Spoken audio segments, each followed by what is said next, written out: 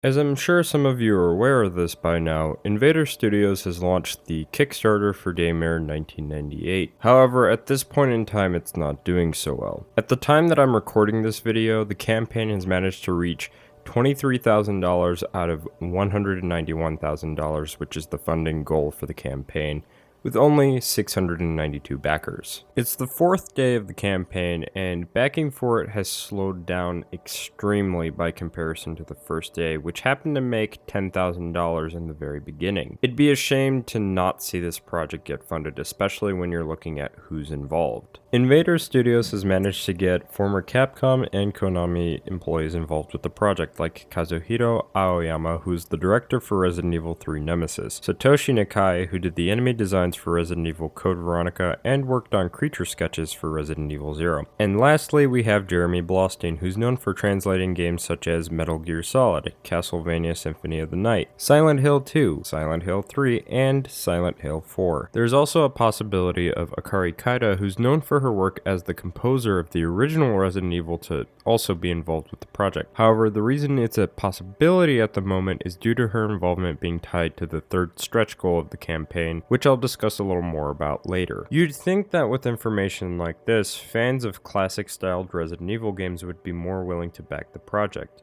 Invader Studios even went out of their way to announce a fixed camera angle mode. That's something that people argued Capcom would never do for a modern Resident Evil game because they claimed it'd be too expensive. Yet, this indie development team is proving that to not be the case.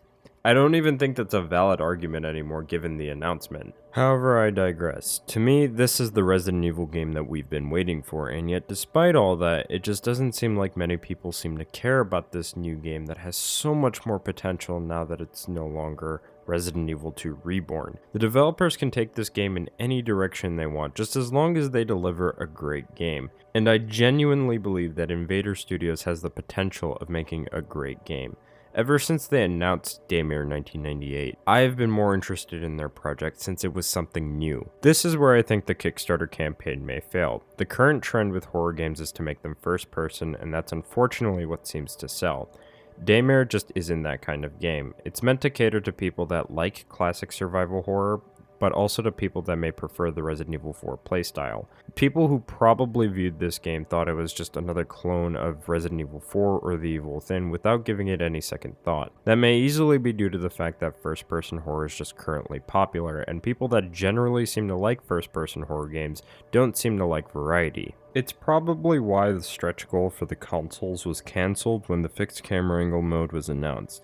Invader probably saw how poor the campaign was going and decided the best course of action was to make the console port as part of the initial backing. So, even if the stretch goals aren't reached, at the very least the game would be funded and would come to the other two platforms, those being PS4 and Xbox One. If the game doesn't get funded through Kickstarter, I hope that the game can still come out. However, if it somehow can get funded, I hope that the second stretch goal will be met. This is because Akari Kaida would be composing the soundtrack for the game if the goal was met. I don't know about any of you, but I'd really like to hear a soundtrack in a modern survival horror game that would be on par with the original Resident Evil. That said, I'd be more than happy to simply see this game get funded. It'd be a nice breath of fresh air from the oversaturation of first-person horror games we've been getting over the past few years now. Anyway, I'd like to know what you all think about Daymare itself and some of the things that I discussed in this video. Do you think the game will still manage to get funded? Or do you think the campaign will fail despite all the potential that the game and the development team have? Let me know down in the comments, and if you don't already, you can follow me on Twitter and on Twitch, and I'll see you guys in the next one.